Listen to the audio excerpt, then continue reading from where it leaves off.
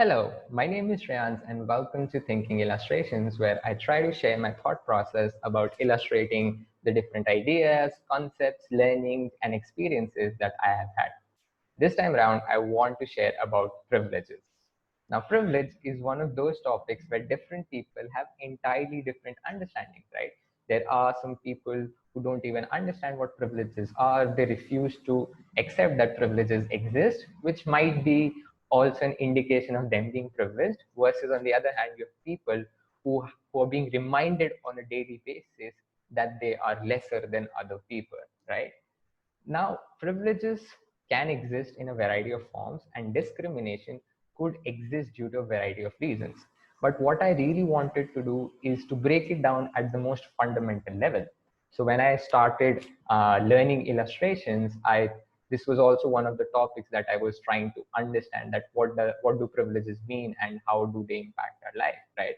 So I thought that why not understand it and then explain my understanding in the simplest and the most basic manner possible. So that is what I try to share how I did that. Let me get started. Okay, so the word that we have here is privileges. And the first thing is we'll try to understand that what really are the elements of privilege, right? And then we'd be in a better position to then illustrate it. So the way I understand it is privilege arises due to a difference. So one person has something, the other person does not have something. Now, there could be two reasons why this difference exists. The first reason could be due to effort. So one person has worked for it, that is why he or she has it, and the other person hasn't worked for it, that is why they don't have it, which is fine, right? I mean, if you put in effort to get something, then that is the best thing, right? But then there are things that one person has, the other person does not have. That is not due to effort. Both of them have not put in any sort of effort, but still, one has it, the other does not have it.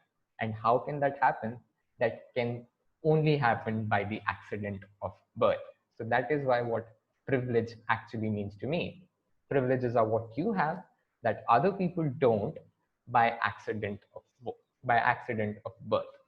Now, what are the elements that we understand from this? There is inequality, very obviously. Now, this inequality exists either due to birth or due to effort. Or you could say that somebody achieves something or somebody has something either by birth or through the effort that they've put in. Now, what I really wanted to do is when people would read or look at the illustration to realize their own privileges. That is a reflection of where I also come from, because I feel that I have a lot of privilege, and I also wanted to share my perspective on how to realize that privilege. Because once we can understand our privilege, we can be more grateful of what we have, and we can have more empathy for what other people do not have and why they live in a certain way, right?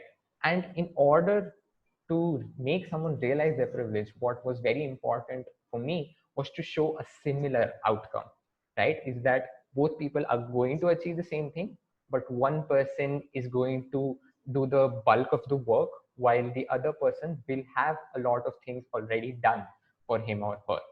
And because I wanted people to realize their own privileges, which is why I've used the words are what you have that other people do not. I could have also used what other people have that you do not, but then that wouldn't have really resulted in people understanding their privileges, right? All right. So the first thing when I start illustrating is try to look at the different ideas or the prompts that I could have, the ways in which I could, illustrate this process.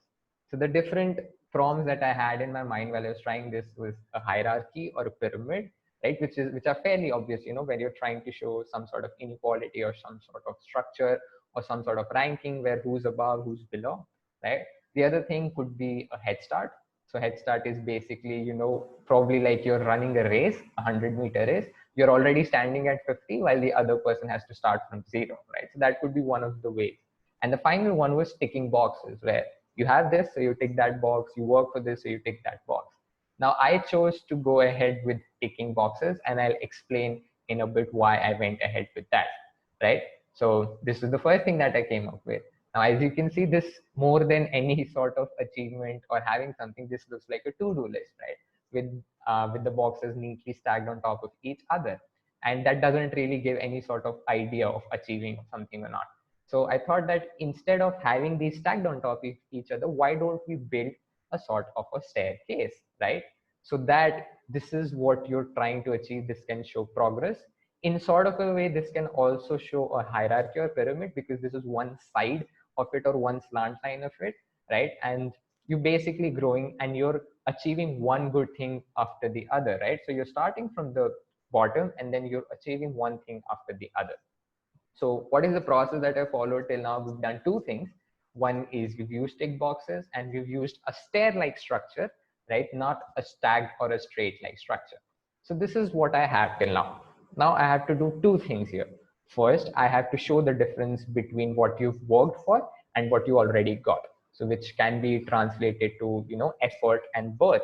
And then I have to show the contrast with somebody else, right? For example, you had more by birth and you had to put in less effort, and the other person had to put in more effort and had less by birth. So there are two themes that are running around here. One is the difference between the getting something by birth and achieving something, and then showing the contrast with somebody who had to do the opposite. So this is the first part of it, where I used color variations. I wanted to use as few colors as possible. I wanted to keep it just black, white, and in between the gray. So this, which is why I came up with this gray boxes. And now I have to show the contrast, how other person has it differently. So here on one side I have more gray boxes and lesser black boxes, and here I have more black boxes and just one gray box, right? So as you can very obviously understand that one of these stands for effort and the other stands for birth. So the black boxes stand for effort and the gray boxes stand for birth.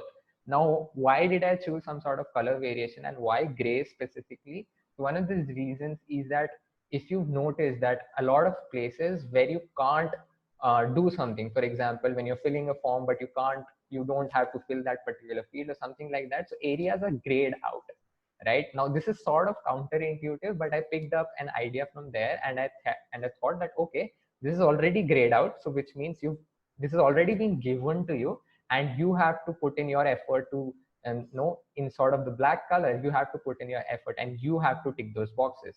The previous boxes are already being ticked for you. So in some ways we have personal hierarchies or personal journeys going off for different people, and they have different journeys where one has to start relatively from near the bottom, and one has a very good, a very healthy foundation, right?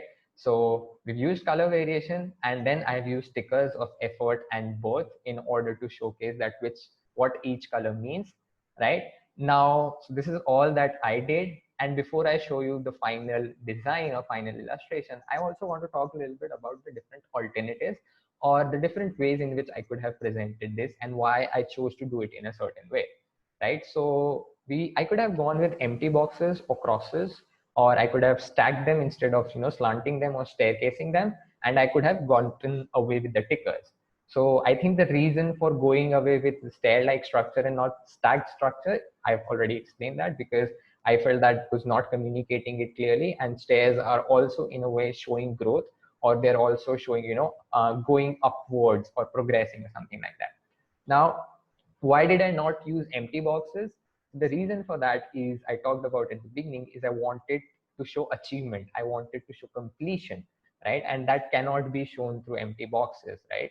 So I just wanted to show that each person is going to complete a certain journey, but how they're going to complete that certain journey, that is going to be different, right? So both empty boxes and crosses are, in a way, they're not able to showcase that. What we have with empty boxes is not having versus having, right? Or with crosses is not having versus having. And I did not wanted to show that divide, right? I wanted to show that both of the people are going through different journeys, but I did not want to show division. I still wanted to show a sort of similarity, but a difference in their approach, a difference in how they achieve something. But what they're going to achieve, that I wanted to keep similar, so that we can compare and we can understand that, okay, what are our privileges, what are the privileges that other people do not have. All right, so finally let me get to the design. It is a three-part piece, with the first one being the quote. Privileges are what you have that others do not by accident of birth. Now, from this quote, I have used a lot of elements that go along with the illustrations as well. So, for example, I've used what you have here. So you have more by birth, and you have to get less by effort. And on the other hand, you have what others do not. So they did not have a lot by birth, but they achieved a lot by effort. So yeah, this was the final design. This is the code. This is the first part of the design where what you have is very important, because that tells the reader or the person who's looking at this that you have a lot by birth and you did not have to put in a lot of effort. And the other person, where others had to do the exact opposite and they had to achieve a lot by effort and less by birth. So hopefully through this, I could have, left the reader with some sort of thought or some sort of question in their mind, on the basis of which they could introspect about their life, right? Be grateful for it and be empathetic towards the life that other people have. So yeah, this is more or less everything that I had to share. This is the process that I followed. I hope this helped you, and I'll see you again next time with another concept.